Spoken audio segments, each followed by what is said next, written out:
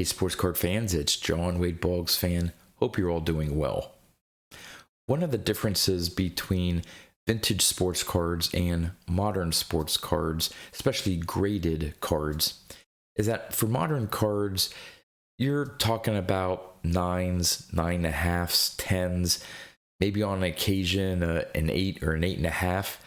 But to the naked eye, the differences between those numerical grades, sometimes you can't even tell between, say, a 9 and a 10, or even an 8.5 and a 9.5. But when it comes to vintage cards, there could be a wide difference in terms of the overall eye appeal for cards that have the same numerical grade.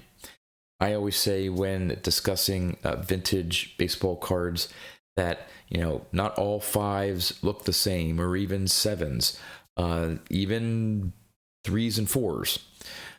What I look for personally are well-centered copies, and sometimes they're hard to find in any grade, maybe with the exception of 9s and 10s for some vintage cards. So what I wanted to do in this video is show some examples. I have 3 different cards, and for each card I show 3 examples. All of them have the same number grade to them, but all 3 have different eye appeal. Now, again, for grading any card, you have 4 factors. You have corners, you have centering, you have edges, and you have surface. Again, for modern cards, with a few exceptions, you're going to have sharp corners. Today's printing technology, it's not uncommon, not rare, but more often than not, you're going to have a well-centered card. Usually you get dinged because of the fancy technology of the card, chrome surfaces or whatever. You get dinged because there's a little scratch on the surface of the card. But when it comes to vintage, all 4 factors come into play. So you can have a card that has nicer corners, more off center, or you could have a card that's well centered but has some surface issues and maybe some corner wear. So all 4 play into a particular letter grade. So to me, I always find it interesting that when I do a search for a particular card, let's say I'm looking for a card because of budget concerns, I know that I have to look for a PSA 4 copy. That seems to be my sweet spot. So it always amazes me that, I start looking through a list of whatever card I'm going after in a PSA 4, and I see all the listings, and this one's off center left to right. This one's off center right to left, or top to bottom. This one looks like it has nicer corners, but again, off center, or vice versa. So many different variations in eye appeal that you can find, all for cards that happen to be graded a PSA 4. So again, I'm going to show off 3 different cards here, and for each card I'm going to show off 3 examples of a particular grade. I'm also going to have what those cards sold for, and maybe talk about some, again, it's a very small sample, but talking maybe some generalities about how overall eye appeal may impact what a card sells for when we're talking about vintage sports cards. So let's go take a look. Okay, the first example that I have here is a 1954 Topps Hank Aaron rookie card. Now, I picked a PSA 2 example. The other examples I have are going to be in increasingly higher grade, but you'll still see the point here. So this card on the left, as you can see, it is really off center, left to right on the right border there, especially even has like a diamond centering to it. You see a little bit of white there on the top right corner, but as you get down to the bottom right, you can barely see a bit of the white border. In the middle of the card there on the right, you also see maybe a little bit of surface issue there, some scraping of the cardboard. The main image is nice. I think it looks like to be a little crease there by his hat. And of course, in the right-hand corner there, looks like there's a pretty dinged corner. But overall, based on PSA's grading criteria, it got a PSA 2. Now, this copy sold for $1,800 back in September. The middle copy has a little bit better centering, all right? But in the middle here, you have definite issues with the surface. It doesn't appear that that's a crease. There may be a slight crease along with it, but definitely some surface issues right across the top of his head and cap.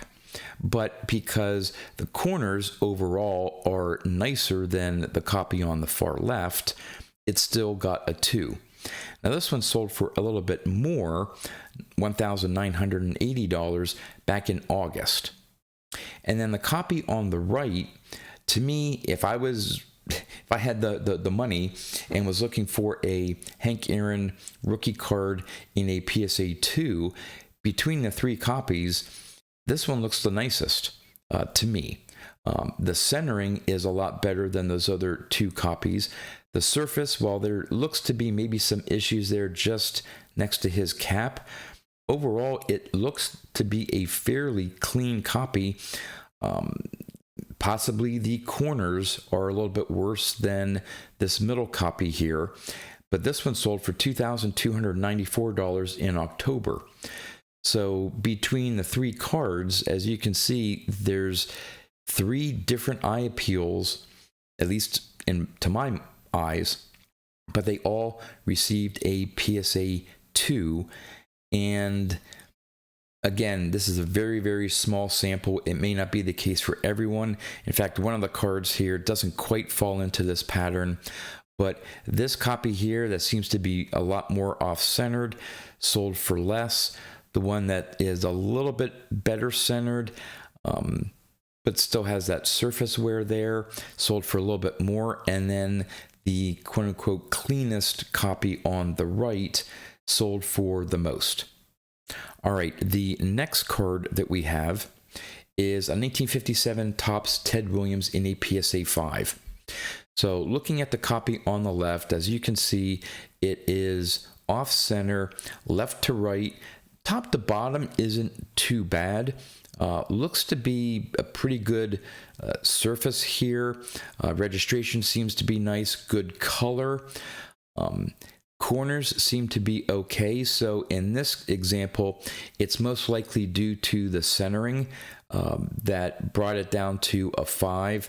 Obviously, everything else about it isn't perfect, but it's enough that with that off-centering, it's still got a 5. The middle copy is almost the mirror image of the one on the left, where you have a severe off-centering left to right and top to bottom. So you have those huge white borders there. To me, that's not a card I would want in my collection, but overall, because of the corners, the surface, edges, and so on, still managed to get a PSA 5. And this is actually these two here, the left and the center, are actually newer slabs.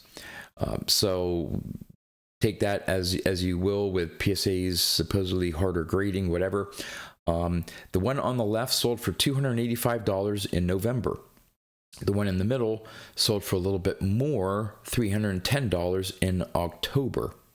Now, the one on the right, while not perfectly centered, for PSA 5, that would be a card that I would buy for my collection. It's centered enough for me.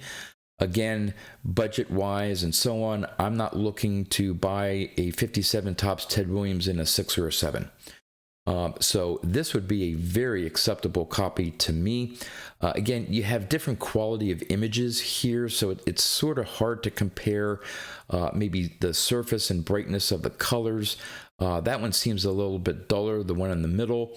But again, that could just be the quality of the photo that was taken and may have been scanned as opposed to taking a picture of it or so on.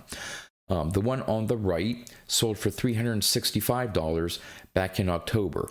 So again, these three examples here show, and again, you're not going to find it in every case. I picked these three out mainly based on their eye appeal, and it just happened that the one on the left sold for the least amount, the one in the middle a little bit more, and the one on the right that overall to me has the better eye appeal. But again, these are all PSA 5s.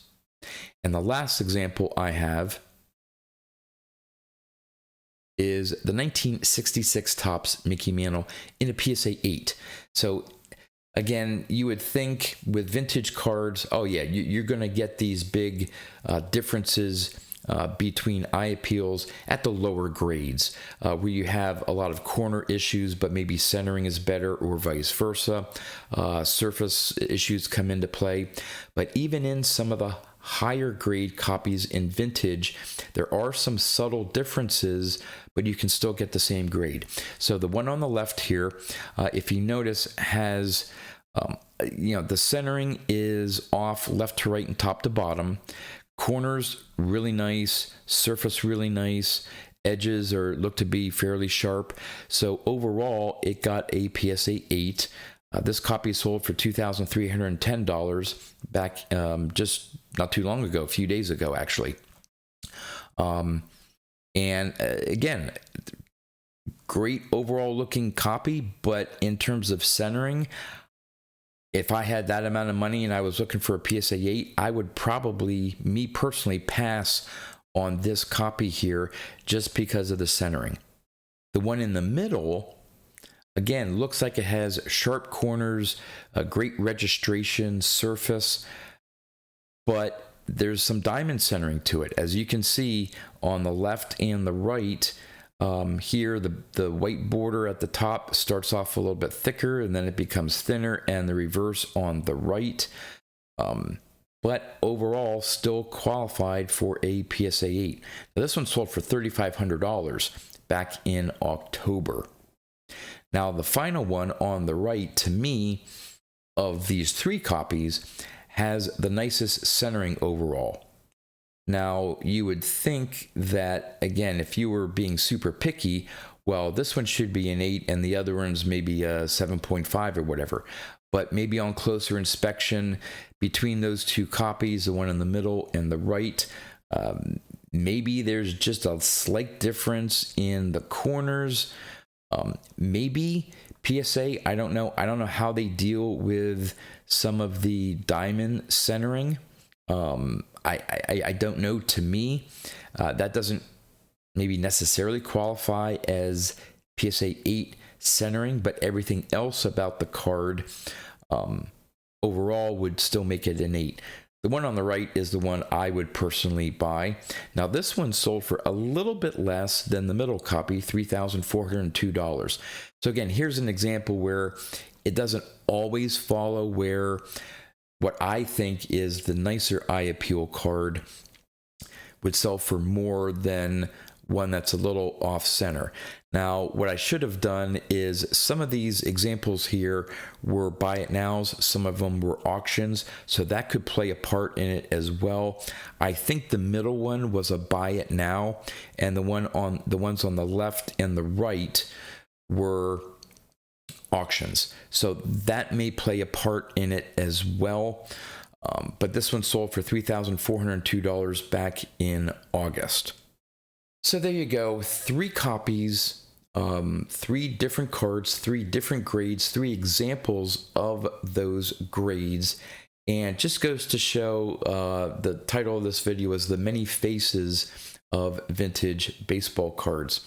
And so you can see not every PSA 2, not every PSA 5, not even every PSA 8 for vintage cards has the same eye appeal. And to me, that's one of the things that I love about vintage cards. You can, if you are not worried about centering, you may be able to find a decent bargain, because collectors like myself aren't interested in those cards, and you may be able to get a deal in picking one of them up. For me, who's a little bit pickier, I may have to pay sometimes a slight premium for a vintage card that is well centered for its numerical grade. So I hope you enjoyed this video. Would love to know in the comments what you think about all the different eye appeals for the same grade when it comes to vintage baseball cards. And with that, that's all I have for you. So until next time, thanks for watching.